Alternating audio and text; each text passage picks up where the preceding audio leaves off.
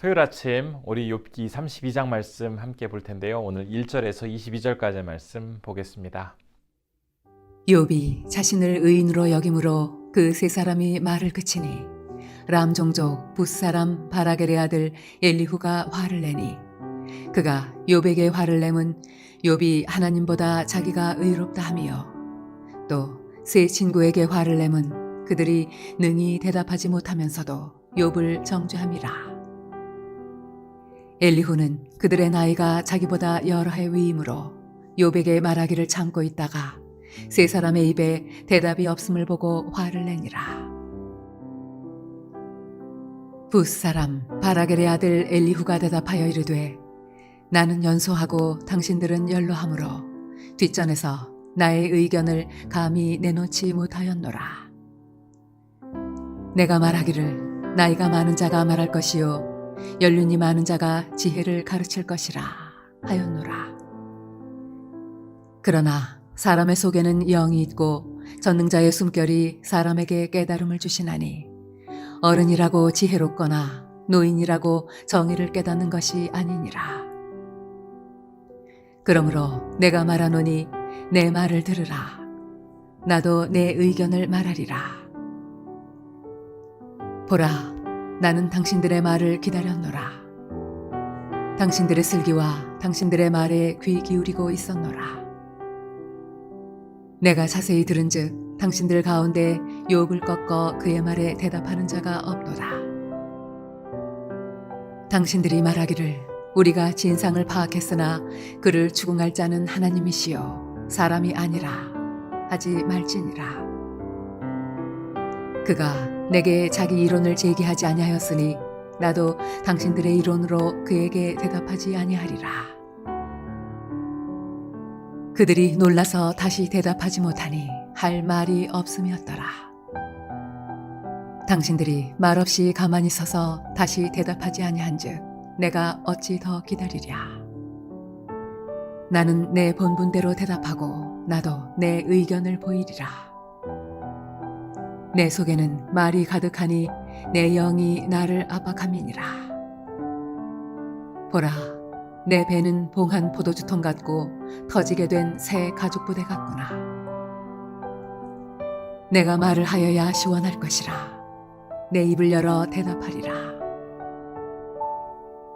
나는 결코 사람의 낯을 보지 아니하며 사람에게 영광을 돌리지 아니하리니 이는 아첨할 줄을 알지 못함이라.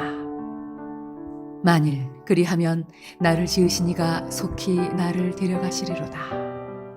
지금까지 욥은 자신의 고난에 대해서 엘리바스, 빌닷, 소발과 세 차례에 걸쳐서 변론을 하였죠. 3장부터 계속된 욥과 세 친구 간의 그 대화는 자신은 하나님 앞에서 의로운 존재임을 강조하는 욥과 그래도 하나님 앞에서 죄를 지었기 때문에 그렇게 심판과 저주를 받고 있다라고 그의 잘못에 대해서 꼭 꼬집어서 이야기하려고 하는 친구들 간의 날선 공방이 계속되었습니다. 비록 친구들의 말이 틀린 말은 아니었습니다. 그러나 욥의 상황과 부합되는 말이 아니었기에 시간이 지날수록 친구들과의 대화는 오히려 욥의 마음을 더욱더 답답하게 그리고 힘들게 만들었습니다. 그러나 본 장에 이제 32장에 들어서는 지금까지 전혀 소개가 없었던 한 사람이 등장을 합니다. 바로 엘리후인데요. 본서의 이 욥기 전체의 구조와 그 내용의 대전환을 이 엘리후의 등장과 함께 이루게 됩니다. 엘리후는 욥기에서 거의 유일하게 히브리식 이름을 가진 인물이라고 전해집니다. 그는 나의 하나님이시다라는 그 엘리후라는 뜻은 욥과 친구들에 비해서 연수한 사람이었다라는 것만 본문에서 소개를 하고 있습니다.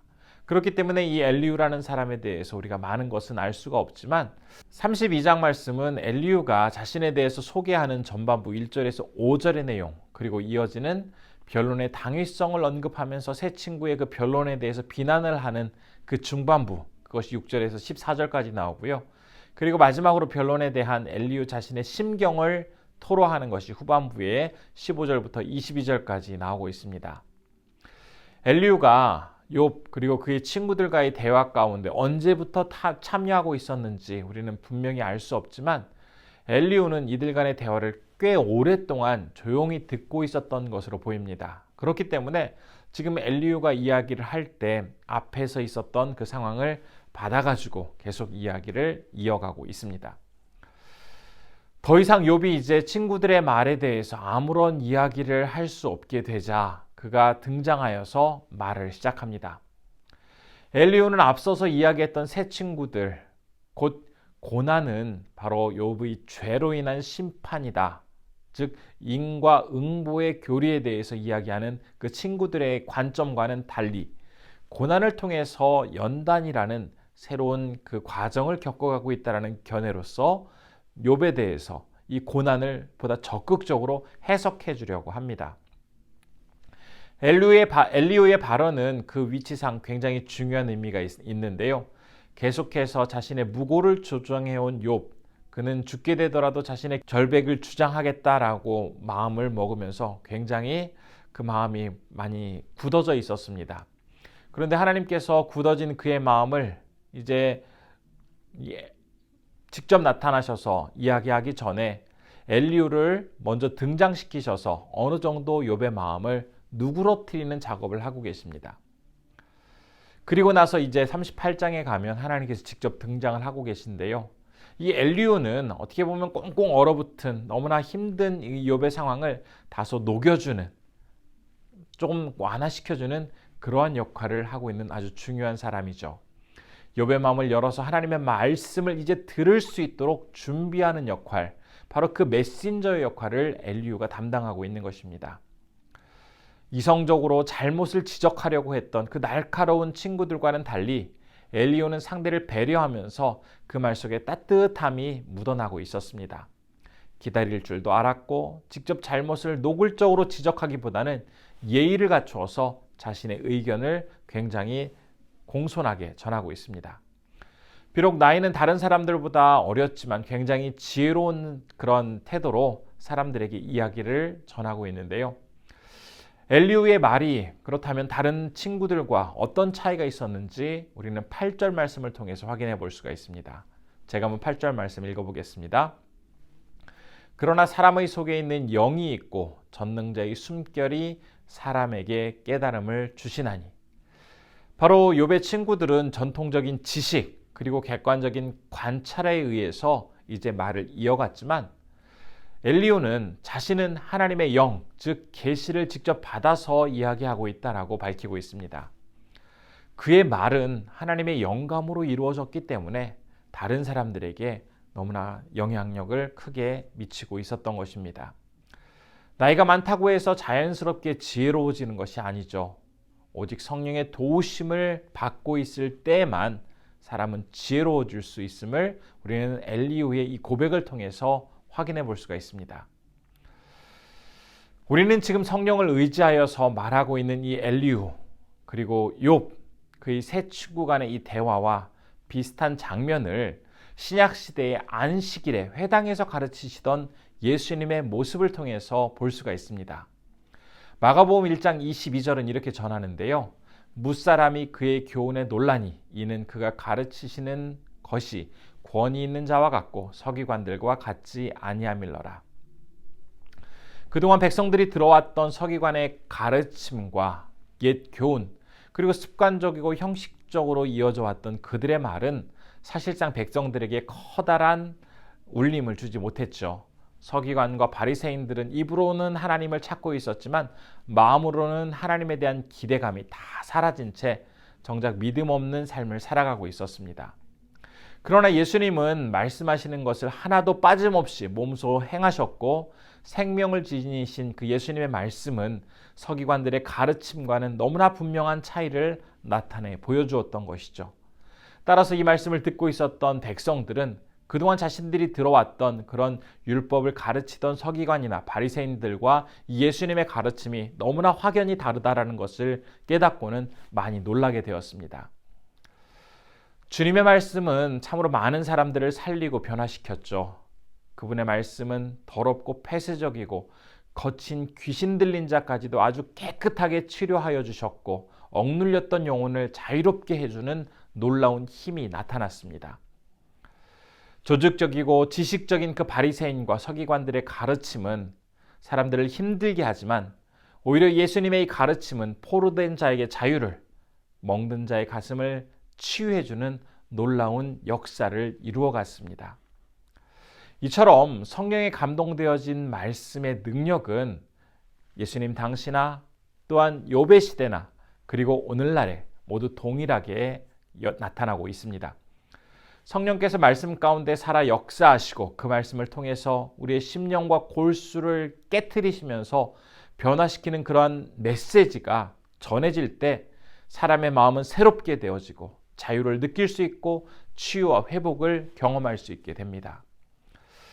우리가 사람들과 이야기를 하다 보면 때로는 우리는 많이 가르쳐 주려고 하고 어떤 문제에 대한 답을 제시하려고 할 때가 많죠.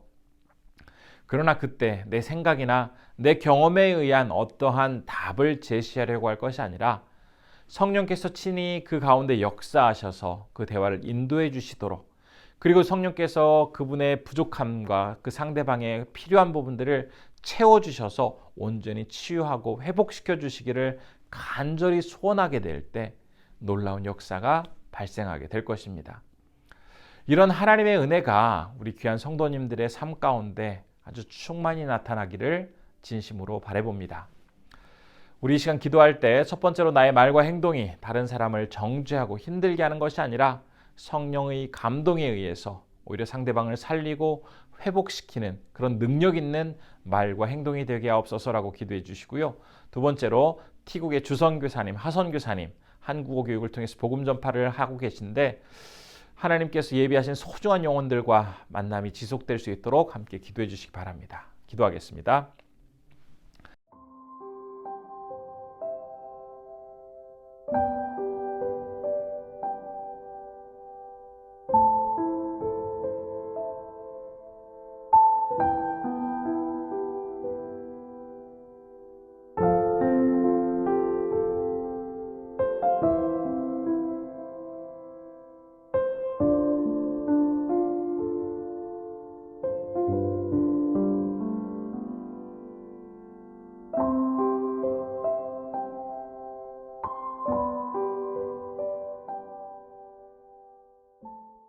살아서 역사하신 아버지 하나님, 오늘 이제 욥과 세 친구와의 대화가 끝나고 엘리후가 등장하는 모습을 보았습니다.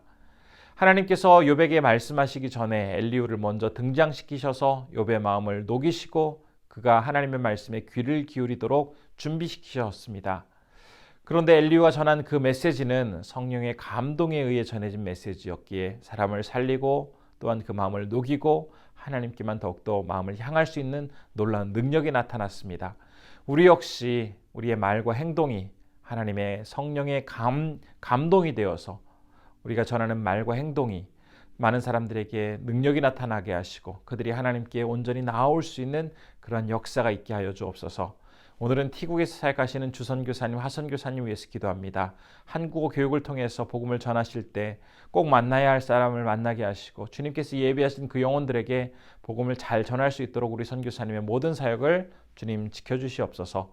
오늘 이제 주말을 맞아서 우리 성도님들 건강으로 인도하여 주시고 하나님 바라보면서 기쁨으로 승리할 수 있도록 한 분 한 분 지켜주시길 원하오며 예수님의 이름으로 기도드립니다. 아멘.